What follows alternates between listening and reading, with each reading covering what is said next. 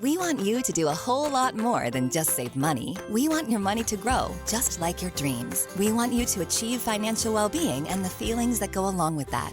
Capital Credit Union, doing the right thing. Wisconsin, the big game is upon us. Can't say the word, but you know what I'm talking about. When it's here, how will you make it legendary? My wife and I have been throwing a party for, we think, 15 years. And it's gotten stupid big. And so this year, I think we're actually going to get a keg of Miller Lite, like old school, can't charge for cups, not a distributor, but maybe red Solo cups. The keg's over there. But if you're getting together for the big game, either grab some Miller Lite and bring it with you or, I don't know, grab a keg and make it a get-together.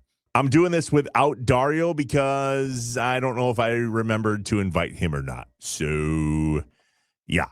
No matter where you go, no matter what you're doing or who you're doing it with, if you bring Miller Lite, it is guaranteed to be legendary. Because legendary moments start with Miller Lite. Great taste, 96 calories. Go to MillerLite.com/InsideWisconsin to find options near you. Or you can pick up some Miller Lite pretty much anywhere they sell beer. It's Miller time. Celebrate responsibly.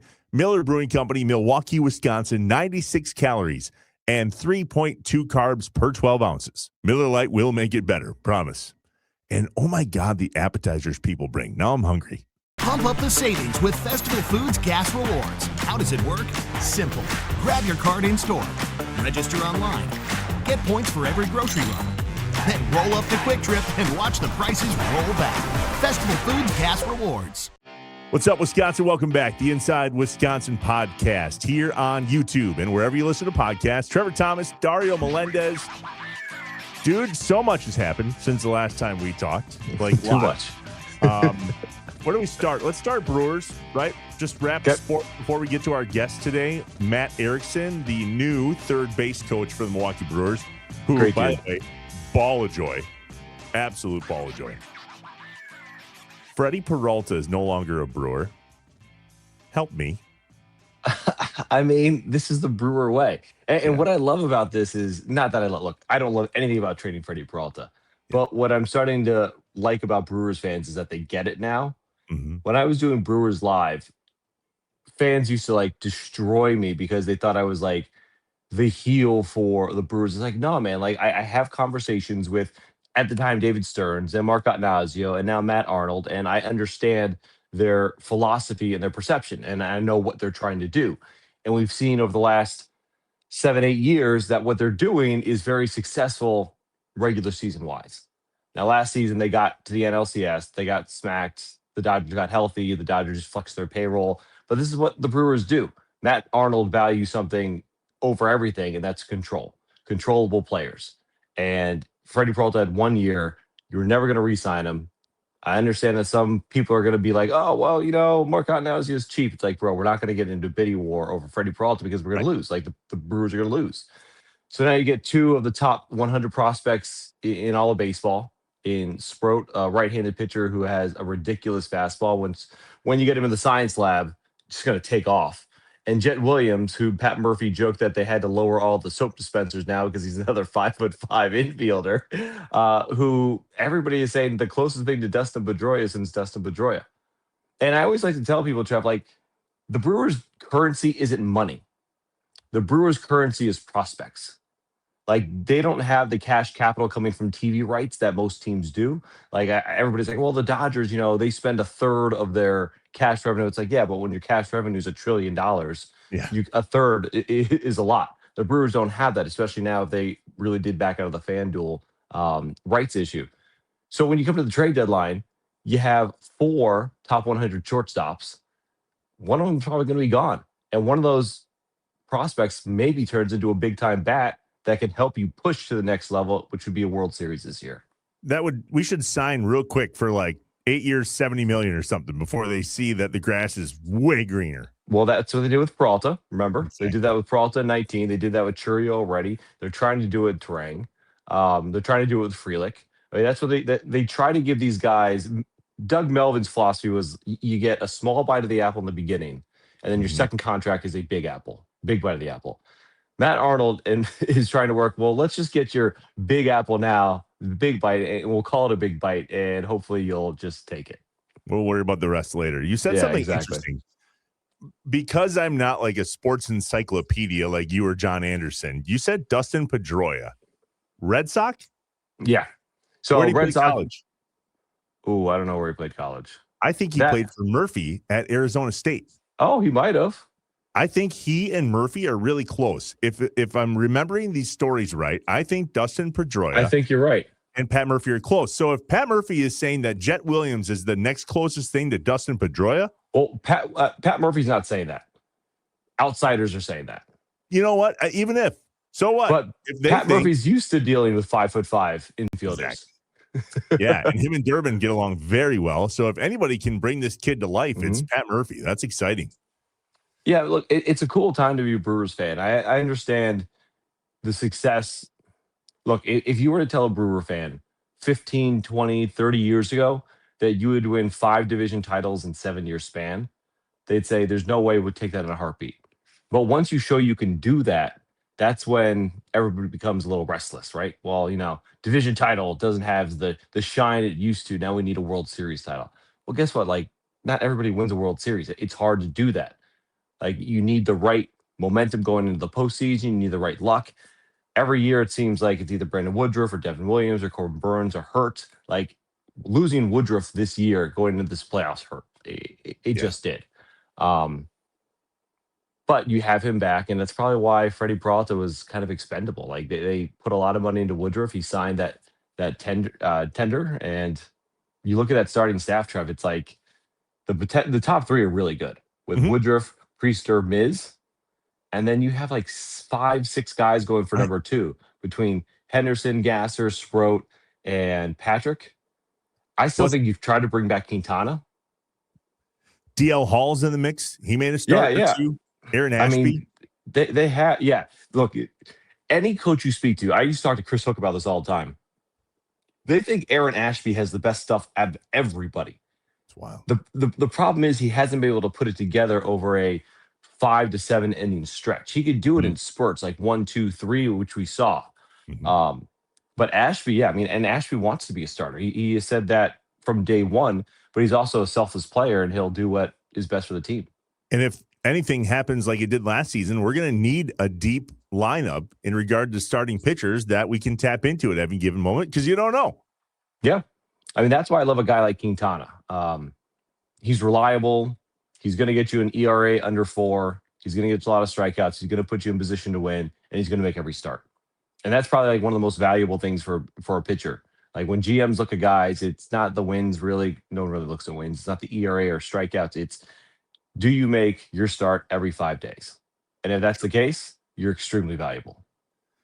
And yet you listening and watching this podcast don't come here for deep dive sports stuff, but we have to when we know that the guy we're talking to has a little bit to do with the Brewers in winning, especially this year. So our guest today, Matt Erickson, it's so funny. We chatted with Matt just a bit ago, right? And Dario and I are circling back to record this part of the podcast before we jump into our interview with Matt. And here's the crazy part. I saw Murph here in Green Bay for his Pat Murphy statewide tour stop at Epic Event Center. And it was the day that we talked with Matt Erickson. And so, of course, as you'd expect, I went up to Murph and I was like, hey, Seasonal says hello. And he looked at me like, must have talked to him, huh? It was hilarious. But just so you know, like, that's the type of stuff that managers love. Right. when you have a little bit of that inside joke. Yeah, he looked at me great. like, you know, a little something. You'll hear it today on the Inside Wisconsin podcast. Matt Erickson, new third base coach for the Milwaukee Brewers, but he's been in the system a hot minute, and he's been with the Timber Rattlers system even longer than that. A Wisconsin guy now wearing the Brewers blue. It was a great chat. A really, really funny dude with some incredible stories. So let's jump in. Our chat with Matt Erickson of the Milwaukee Brewers third base sideline foul territory area. You'll hear all about it. Matt Erickson on the Inside Wisconsin podcast. Here we go. Inside Wisconsin is brought to you by Festival Foods, Legit Pizza, Capital Credit Union, Amplify Health, and Miller Lite. I don't know what you're doing with your life, Dario, but that man is making a living out of coaching third base now. So lifetime goals, I guess. That's where it's at. he wins. Matt Erickson, the new third base coach for the Milwaukee Brewers, but we know him best as, what do we call you, Matt? Mr. T-Rat? Is that what we'll go with? Well, I was with the Timber Rattlers a very long time, and they got a tremendous organization. They got that rolling pretty good. They don't need me there. But very excited about the opportunities that they've given me with the Timber Rattlers, and then ultimately catapulting to the Brewers, and been with the Brewers at the big league level for 4 years, working with the infielders. And now I get another opportunity to get more of my mistakes shown visually. I can't hide in the dugout anymore all the time. So I get to be a part of the offense and the base running, I'm really looking forward to it. Yeah, I hope you went to the Eddie Cedar School of third base coaching. We'll get to that in a second. But I want to talk about your T-Rat days. That had to be really cool. You're an Appleton guy, right? You're a homegrown kid. Yeah, so absolutely. like being able to coach your kid, being able to coach your hometown team, then kind of seeing all of the future stars of the Brewers come through your organization had to be awesome. Yeah, they know that, the saying is timing is everything. And it just so happens as soon as I got done playing my playing career, the Brewers moved into Appleton, Wisconsin, moved their A-ball affiliate there. And I knew I was getting to the end physically playing, but the Brewers reached out, asked if I'd be willing to coach or interested in that. And I said, very much so, if it's here in Appleton. I just got done telling my wife that I was done playing baseball and it was time to move into the next chapter of life. We had a 3-year-old son at the time who's now 21. Time flies. But yeah, it was a great opportunity. I flew down to Arizona. I met with Mike Lum, who was our hitting instructor with the Brewers at the time, and Reed Nichols was the minor league coordinator. And they were looking for a hitting coach. And that's how I started those first couple of years in Appleton. I was the hitting coach for 2 years. And then Jeff Isom, who was the manager those 2 years, he moved on to high A. There was an opportunity to manage, and I was able to get that opportunity. And then 10 years later, I was still managing in Appleton and enjoying every bit of it. Rob Zerjav and his staff do a tremendous job providing family entertainment at the ballpark. You could not see a single pitch there and still be entertained for 3 hours. So they do a tremendous job. And those 10 years, I learned a lot, worked with a lot of different staff members throughout the Brewers. Many of them are now on the Brewers staff. And it was awesome to get that kind of growth and to learn from those other coaches and our players, and to see their development through the levels of the organization and watch them become Brewers. Were you with the T-Rats before they became the Brewers affiliate? Did you work with them when they were with the Mariners at all, or no? No, the first year that they became the Brewers affiliate, that was my first year working with them. And that was 2009, I believe. Yeah, that makes sense. So as a Wisconsin kid, you played for the Brewers, you're with the Timber Rattlers. Now you get the opportunity to work with the infielders and ultimately become the third base coach. Do you ever pause and go, holy crap, this is really cool? Yeah, I do. I've truly been fortunate. There are not many people that have taken that kind of path or have been that lucky to be able to do this in their hometown and grow with the game. And then to get the opportunity to do it at the big league level with the team you grew up with, being a fan. So first and foremost, I feel it, right? I feel it as a fan. I feel the state. Like last October was unbelievable.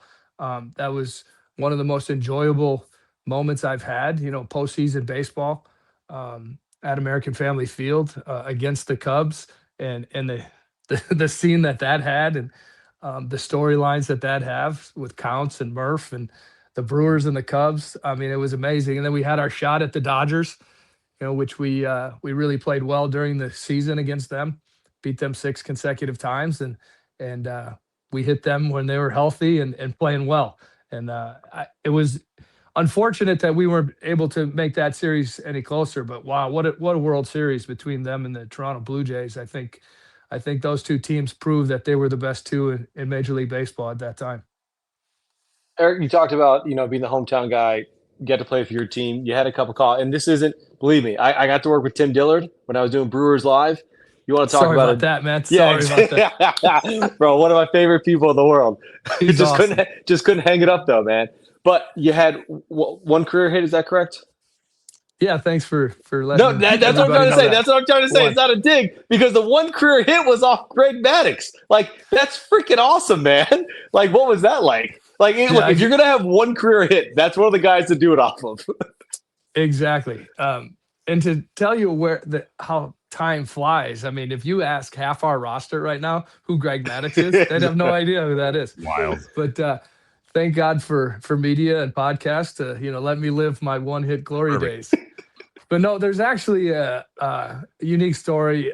As you mentioned, I had a small cup of coffee in the big leagues a couple weeks, and I just got one hit off Greg Maddux, and the only start that I had. But the memory of that was tremendous. I remember the first two at bats I had against him, I grounded out to second base. One was off a changeup, one was off a little cutter that he developed. He had that nasty inside out two-seamer that we'd put off the plate, and then he'd run at the front hip of left-handed hitters, and I was a left-handed hitter. And then he developed this little cutter that wasn't a great pitch for him, but it got you off that two-seamer and really made you aware of the full plate. But yeah, I grounded out the first two times, and I remember running out to second base and taking ground balls in between innings and asking the umpire, I'm like, man, this guy, how do you get this guy? And he says he's one of the best, man. But when I see people get him, they get him early. And ironically enough, in the next at bat, my third at bat, he hung a changeup out over the plate a little bit. I hit a line drive into right. Sammy Sosa picked it up, threw it into the infield, and that umpire picked up the ball, gave me a little smirk, and threw it in the dugout. And so that was pretty cool. And then even a cooler moment than that, I go up into the clubhouse after the game, and the clubbies at Wrigley said, hey, we've had a few guys get their first hit here. We'll doctor up the ball for you, and we'll put the facade of the scoreboard on it. And then we'll ask Greg to sign it. And I was like, man, that's great. So the next day, I show up to the park pretty early with Lyle Overbay, another name from the past. Yep. Great player for the Brewers. Him and I walk into the clubhouse, and there's a brand new ball, like just glowing in my locker. I walk up, I pick it up, I turn around, it says, Matt, F off, Greg Maddux. Bro, that's awesome. So, yeah, I turned around and I look at the clubbies, and they're all laughing, and they flip me the actual game ball, and they did everything they said with the signage and the date, and Greg signed that one as well. So I have those two balls. I was going to say, do you still have them? I do. I don't keep a lot of memorabilia, which I'm an idiot. I mean, you just got to know me more than 10 minutes to figure that out. But I don't collect a whole lot of stuff, but definitely have those two balls. And it just so happens that 2 weeks later, my son was born, first child. We named him Maddux. So no way. That's staying with this family forever. That one hit staying forever. Bro, look, that's more hits than I ever had at the major league level. So, but man, what an awesome story. I love that. Yeah, it was pretty cool. Very, very fortunate. So you went up to the bigs in 2022, and now you're still with the club in 26 going to third base. But there was a bit of a transition during your tenure with the Milwaukee Brewers. Take us back to what that was like, because you're a Wisconsin kid, and watching Craig Counsell do what he did to go south really wound some people up here in Wisconsin, and few people could probably appreciate that like you.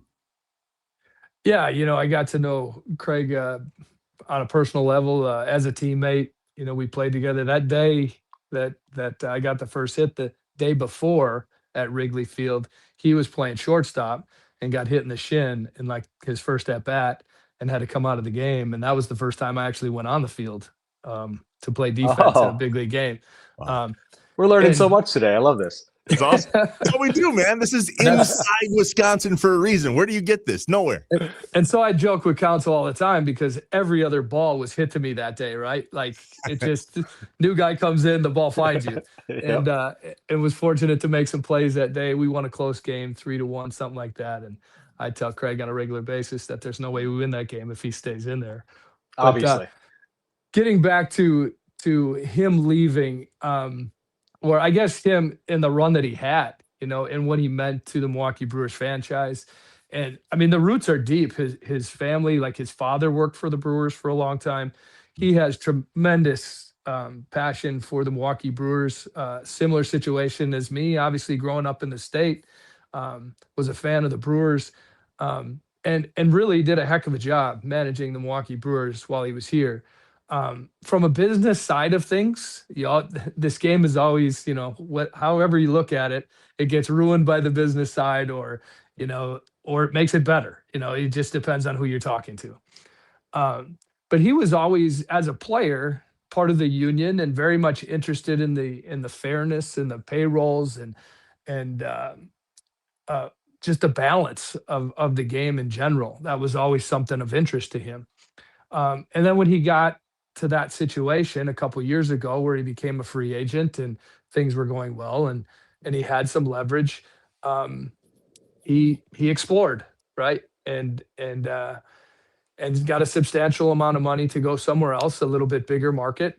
And I'm sure, I didn't go into much detail conversation with him, about it, but I'm sure a tremendously difficult decision, right, for him and his family.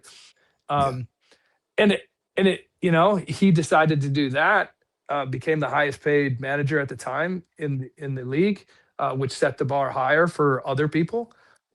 If you listen to some people, like, there were some major league managers at the time getting less money than college baseball. So he kind of flipped the script a little bit there, made some more awareness there. From a fan's perspective in Wisconsin, I get it. I get the passion of it. I get but I think once you step back and you see the whole picture of it, and now see, the opportunities that it's given some other people in the Brewers organization, Pat Murphy, I don't think anybody's disappointed what he's done in the last 2 years. True. I feel very fortunate because I got to see them both work, and I've learned from both of them. And Murphy, to be very honest with you, in the last 2 years has asked more of me than ever before. So if you look at it that way, I feel like win-win, right? Yeah. And now that rivalry is even more heated, and that's what competition is all about. And I love you brought up that point about the opportunities, because it obviously gave someone like you an opportunity to have more growth with the Brewers organization, but it gave Pat Murphy the opportunity to become the manager.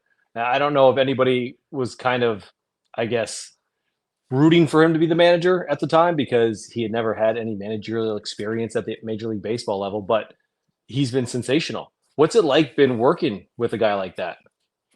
Yeah, it's been outstanding. I mean, he loves to use the word authentic, and he's forced me to use it in my vocabulary. I say it all the time, and I believe in it. Like, we are an organization that demands to be authentic. Whatever that is, whatever kind of player you are, whatever you bring to the table, be proud of that. And use those positives in your game. It doesn't mean, obviously, we're not going to work on some of the things that are issues for you, but he wants you to be you. He wants your personality. He wants your style of play, and ultimately, over time, there's an expectation and accountability that him and our staff puts on our clubhouse. And then our clubhouse, I think the reason the Brewers have had success now for a number of years, our clubhouse puts that accountability on each other. And we got some great character guys, as well as some young, hungry kids. And what a great time to be a part of this organization. And that was there. And Craig and Matt Arnold and David Stearns, I mean, they kind of fostered this. And Murphy's just the right guy at the right time to fuel that fire.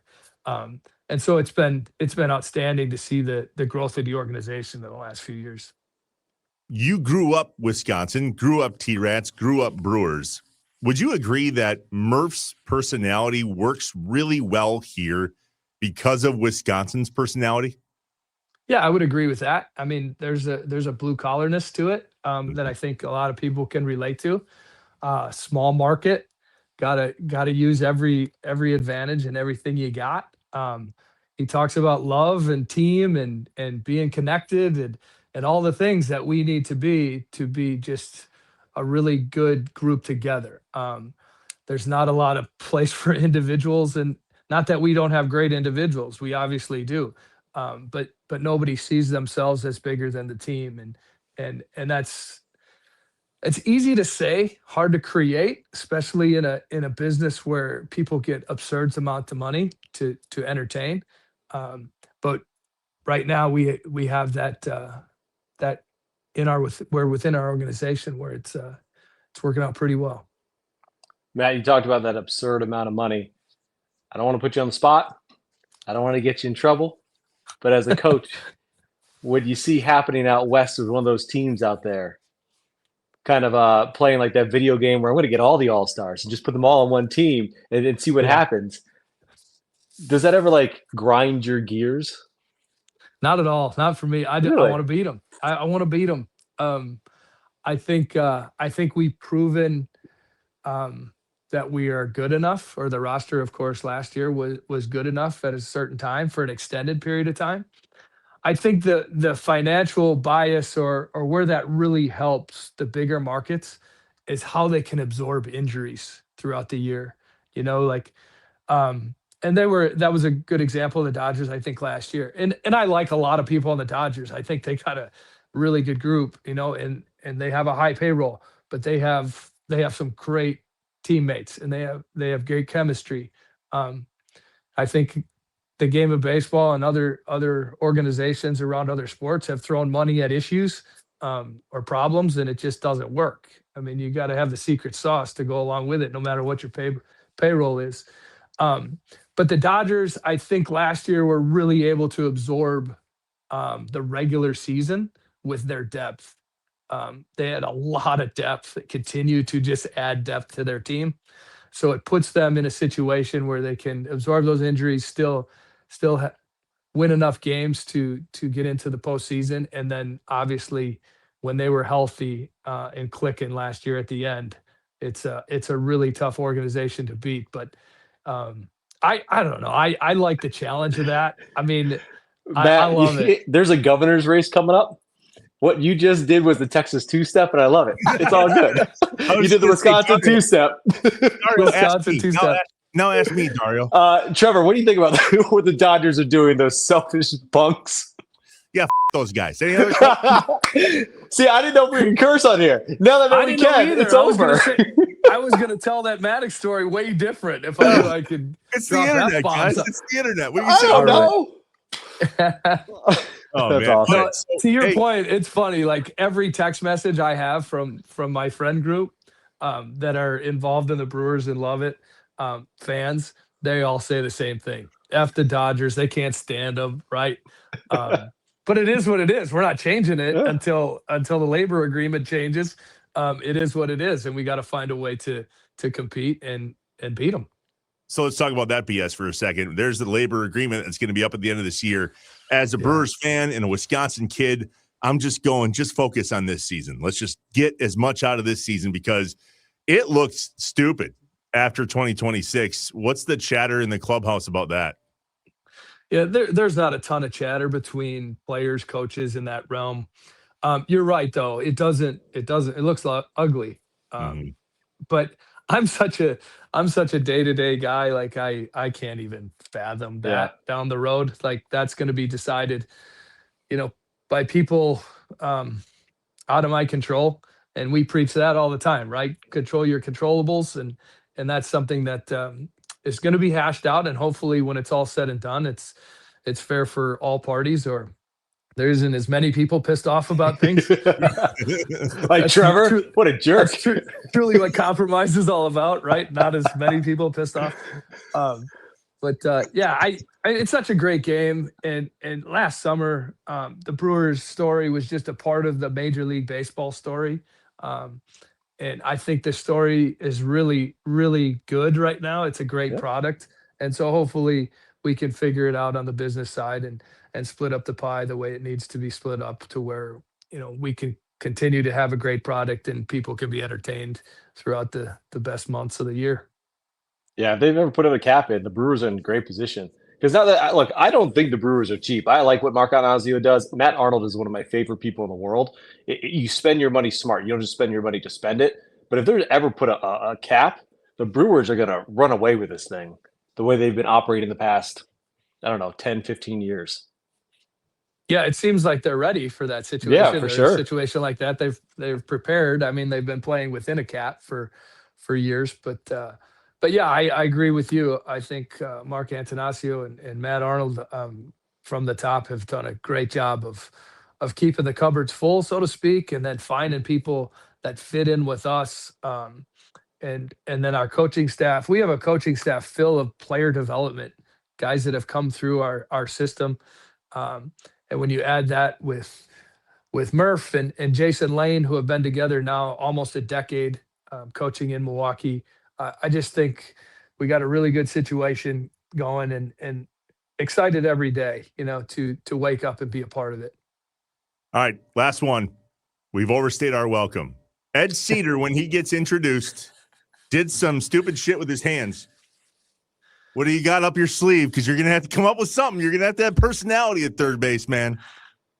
No personality here. No, I plan on talking with Eddie. I've talked with Jason Lane quite a bit. When Jason got the third base gig, he never coached third base before. And I spent 10 years coaching third base with the T-Rats. So there's some history there. There's some experience. I get it. It's a different level. We just chatted about it the other day. I've never given signs right with a pitch clock. So everything's a little bit quicker. So I've already started those conversations with Jason Lane, and I can promise you that I will get Eddie Cedar's into his ear, and we'll have a conversation about some things. Yeah, more flamboyant things like Matt. Well, you know what you got to do. You gotta really wave them around, Matt. Right. No, Eddie Love is like my favorite person ever. Send them unless they fall down, right? Yeah, exactly. Just keep doing it. Just keep going. Just send them. If they're on their feet, send them. Dude, we're really grateful that you joined us here on the pod with Inside Wisconsin. This is the side that we try to bring people, man. I mean, we want to get to know you as people, and that way we can have your back as players and as coaches and just as the organization as a whole. So thanks for doing this. We really appreciate it. Appreciate it, Matt. Absolutely. Thanks, fellas. Shut up and sit down.